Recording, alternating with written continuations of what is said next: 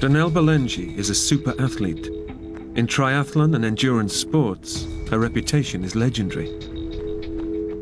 Danelle is known for staggering feats of endurance in adventure racing. Single and living alone, her constant companion is her dog, Taz. I got Taz from a puppy rescue. I remember going to the shelter and there were several puppies there. This one puppy sort of stood out. Hi. I snatched him up and said, I want this one. There was something that drew me to Taz, that I knew that he was the one for me. With Taz for company, Danelle is planning a routine training run through Moab's backcountry. It's a beautiful but rugged wilderness where few people ever go. Despite its beauty, the backcountry surrounding Moab can be hostile and dangerous. Search and rescue teams are called out regularly to save hikers in distress. But Danelle is fearless. 6 times the winner of US Athlete of the Year, she thrives on pushing herself to the limit in the most extreme environments. All of a sudden, the next thing I know, Taz was ahead of me and my foot slipped out from under me.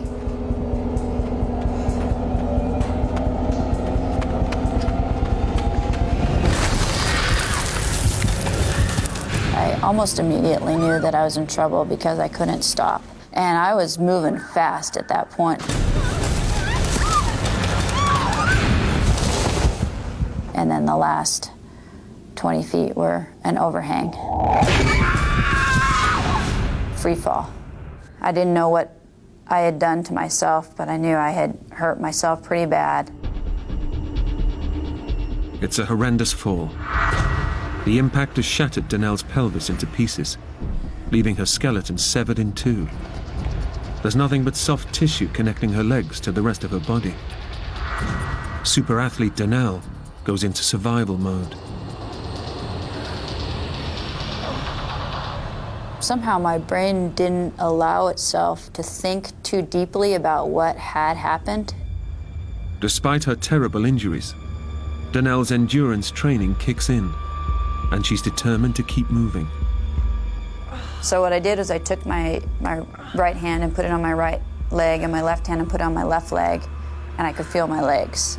And so I knew that I wasn't paralyzed. And my next reaction was, I gotta get out of this canyon. I gotta get back to my truck, and I gotta get home, or I gotta get to the hospital. Danelle is stranded in 1,000 square miles of barren, uninhabited wilderness. I knew that I needed to get out of that canyon. The temperatures were cold, and it was the middle of winter, but I couldn't stand up, I couldn't walk. So I just started dragging myself. Taz has found her way back through the canyon to reach her. She is no longer alone, but Taz's appearance brings more than comfort. Since he had gotten to where I landed, I knew that there was a route out. So I used him as my guide and kind of dragged myself where he went, along the shelf and then back down to the bottom of the canyon. But as the adrenaline surge wears off, the pain is starting to take a hold. It would take all my energy to sort of drag myself an inch. And then the pain would be so bad I would have to regroup and try it again. With her energy slipping away, Danelle remembers her waist pack.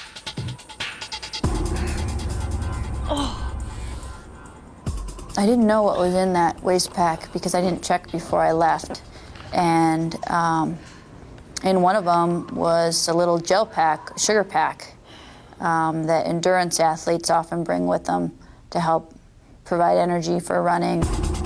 Eating the gel provides Danelle with a much-needed boost, as well as a moment to reflect on the colossal task she's taking on. But her progress is excruciatingly slow.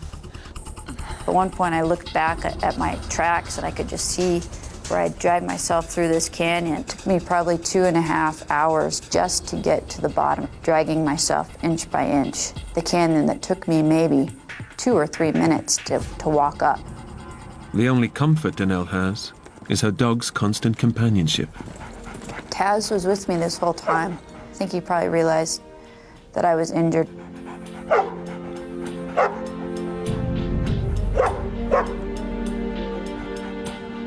I think he was kind of wondering why I was going so slow.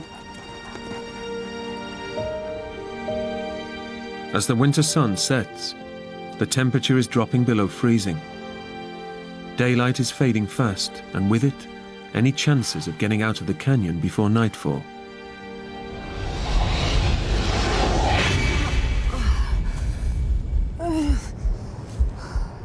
Despite Danelle's superhuman efforts, she's far from safety. Too tired to go on, she stops for the night.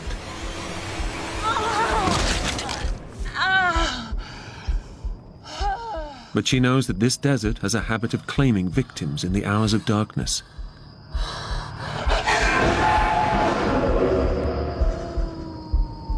It was comforting having Taz there. And I also knew that if there was to be, say, a coyote or something that was to come into the canyon, that he would bark and scare any wild animals away. But Taz's presence won't save her from the bitter cold of the savage desert night. With the injuries to my midsection, it was a little bit uncomfortable if he got too close to me, because it would kind of move my bones around. With hours to go before dawn, the temperature is already well below freezing, and it's still falling. It was bone chilling. You know, it'd be like laying in a freezer. My feet were frozen and they got frostbite. Exposure to the cold is causing Danelle's body to shut off the blood supply to her extremities to protect her vital inner organs. Despite a fractured pelvis, Danelle starts to do crunches to keep herself warm. It was almost like just lifting my head up, my head and my shoulders up. I couldn't do a full sit-up because I didn't have any movement in my midsection. It takes a superhuman effort that's almost too much for her.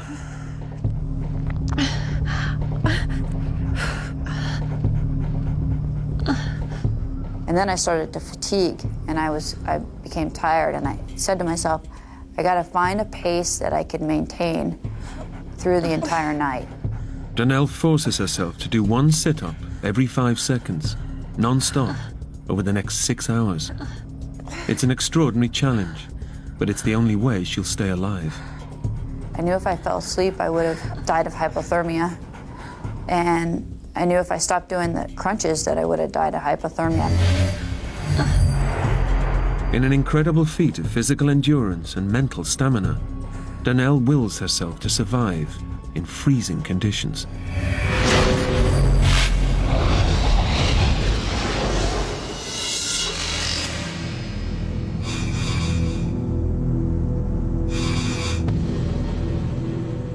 When most people would probably have given up, Danelle has made it through the night by doing sit-ups. In the morning, she has no time to rest.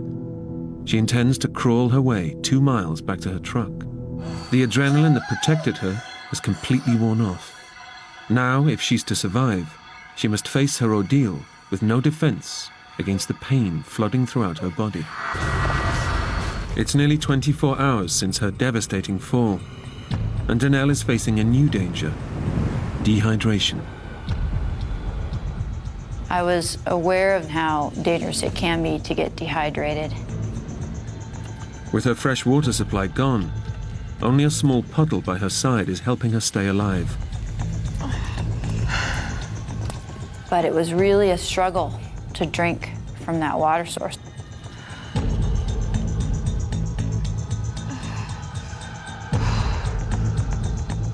It was hard to get the water into my water bottle and into me.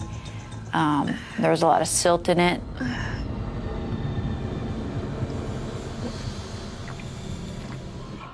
But I didn't want to drink too much because if I peed on myself, then the risk of hypothermia would have been worse because it was so cold out there. Urinating would wet her clothing. In the bitter cold, it would freeze, speeding up the onset of hypothermia. Only Danelle's willpower has prevented it from already happening.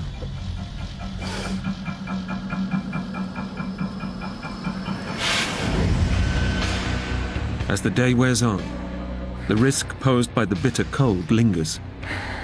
But a new threat emerges. Inside her body, Danelle's injuries have taken a lethal turn for the worse. She's been bleeding internally for a day and a half, starving her brain and other major organs of the vital oxygen they need for her to survive. Unable to move and facing another night in freezing temperatures, Danelle is finding it much harder to stay in control. She struggles to do her sit-ups. Worse still, she's beginning to hallucinate because of her blood loss and fatigue. Second night felt a lot colder to me too. Felt long and cold. What Danelle doesn't realize is that the cold is keeping her alive. Her core body temperature is now so low that her metabolism is slowing dramatically. Her blood pressure is dropping, which in turn is slowing the internal bleeding.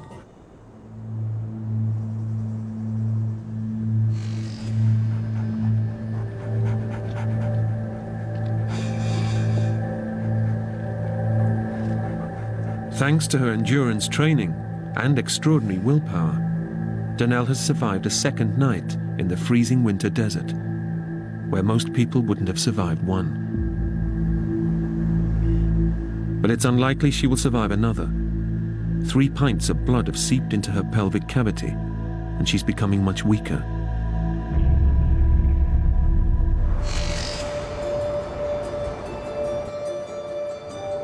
Two days after she set out on her run, several phone calls from Danelle's family and friends have finally alerted the police to her disappearance.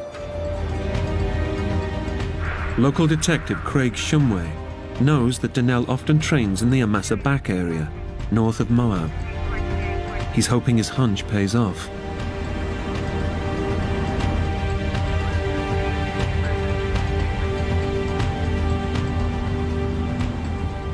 Bingo.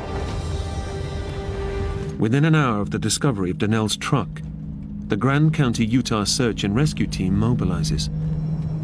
While critically injured and exposed to freezing conditions, Danelle's endurance training has helped keep her alive for over 2 days. But the physical ordeal is wearing her down mentally. I was pretty close to dying at that point, and I had lost hope that anybody would find me. Now, after 51 hours, her intense willpower is breaking down. Despite increasing risk of hypothermia, she can no longer stop herself from urinating. With night bringing colder temperatures, Danelle knows that without a miracle, she'll likely freeze to death by morning. The extreme athlete has finally given in. Taz was there with me, and he was all I had at that point. And I said to him, I said, Taz, I'm hurt, I need help. Can you go get help? Taz, I need you to help me. Go get me help. Taz, go find some help for me, please. Go. This is my last chance, Taz.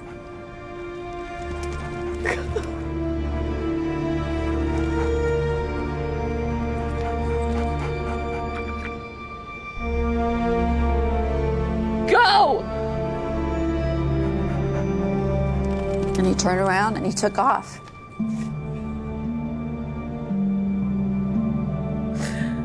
Taz is her only hope. But Danelle knows that by sending him away, she may now face death alone. As the rest of the search party arrives, Taz reaches the top of the canyon. But he doesn't stop, and his behavior is bewildering, particularly to experienced tracker Bego Gerhardt. This bedraggled dog came running down the Jeep road and right through us.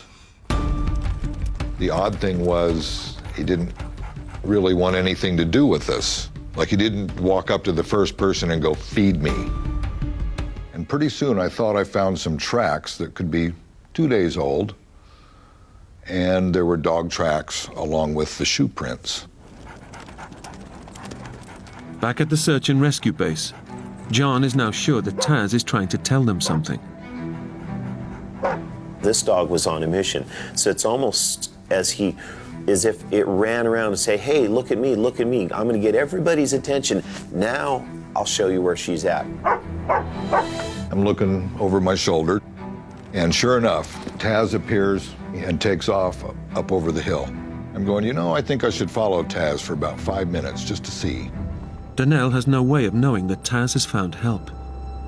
She is resigned to dying out in the open. But when he returns, Donnell senses a change in his behavior.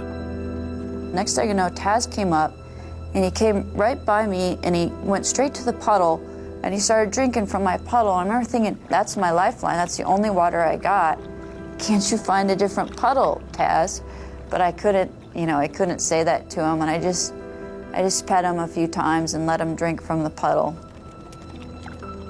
And his demeanor had changed a little bit. He had seemed to get a little bit of energy back. And then he licked my face again, and he was kind of wagging his tail a little bit, and it was sad for me to see this happy little dog that I was never gonna be with. At the same time, I heard this other sound.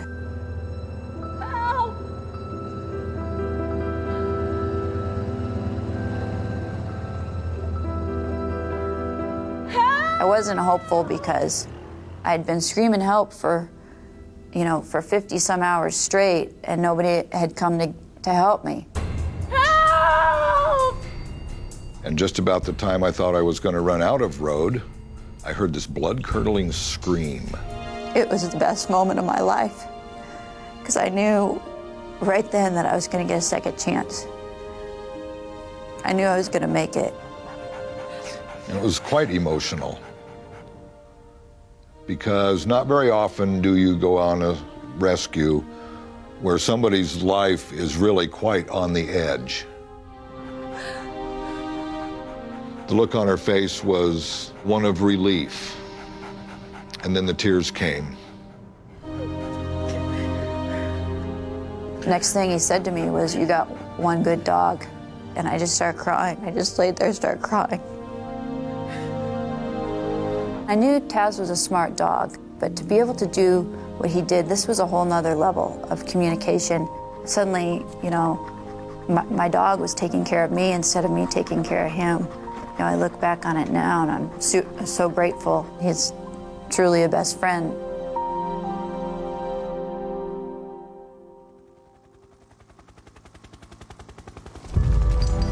Donnell is airlifted to hospital and undergoes emergency surgery to repair the severed vessels that have pumped 3 pints of blood into her pelvic cavity. Then there's a 6-hour operation to pin her shattered pelvis back together. It's touch and go whether she'll pull through. The doctor said that the injuries in my pelvis were pretty extensive, so I didn't know if I was going to be wheelchair bound the rest of my life or if I was going to be able to walk again. Her life has been saved, but her body may be shattered beyond repair. Against all the odds, the extraordinary determination that kept her alive in the canyon has now put her back on her feet again. After 6 hours in surgery and months of rehab, Donnell is up and running.